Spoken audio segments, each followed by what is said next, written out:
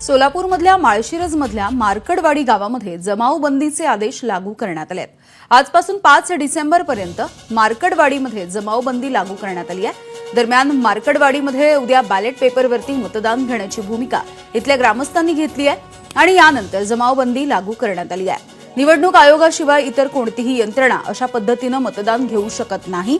त्यामुळे उद्या मतदानाची प्रक्रिया राबवली तर त्या नागरिकांवरती कारवाई करण्याचा इशारा प्रशासनाकडून देण्यात आलेला आहे।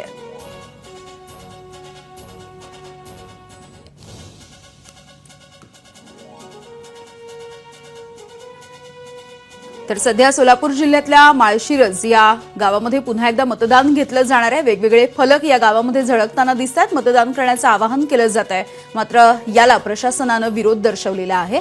आफताब शेख आमचे प्रतिनिधी आपल्याला अपडेट्स देतात। आफताब, यामिनी खरं तर ग्रामस्थांनी एके बाजूने मतदानाची तयारी जरी केली असली तरी प्रशासन जे आहे ते प्रशासनाच्या वतीनं कडक कारवाईचे इशारे जे आहेत ग्रामस्थांना दिले जात आहेत। कुठल्याही परिस्थितीमध्ये उद्या मतदान होऊ नये यासाठी प्रशासनानं जमावबंदीचे आदेश जे आहेत ते आजच लागू केलेले आहेत। अकलूजच्या विभागीय उपअधिकारी असलेल्या विजया पांगरकर यांनी हे आदेश लागू केले। आजपासून 5 तारखेपर्यंत हे जमावबंदीचे आदेश लागू असणार आहेत। खरं तर प्रशासनानं स्पष्टीकरण दिलेलं आहे की ज्यावेळेस मतदानाची प्रक्रिया पार पडली ती अत्यंत निर्दोष पद्धतीनं पार पडलेली होती। पोलिंग एजंट सगळे होते, त्यामुळे ज्यावेळेस आक्षेप घ्यायचा त्यावेळेस ग्रामस्थांनी कुठलाही आक्षेप घेतलेला नव्हता।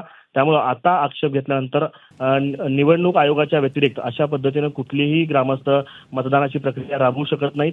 जर अशा पद्धतीने प्रक्रिया राबवण्याचे प्रयत्न केले तर जे लोक ग्रामस्थ या मतदानात सहभागी होतील त्यांच्यावरती फौजदारी गुन्हे दाखल करण्याचा इशारा देखील प्रशासनाच्या वतीने दिलाय। बीएनएसच्या 163 म्हणजे जे पूर्वीचं IPC 144 आहे ते आता गावामध्ये लागू करण्यात आलंय। 5 तारखेपर्यंत हे जमावबंदीचे आदेश गावामध्ये लागू असतील। यामिनी, अगदी धन्यवाद आफताब या अपडेटसाठी। एबीपी माझा, उघडा डोळे बघा नीट।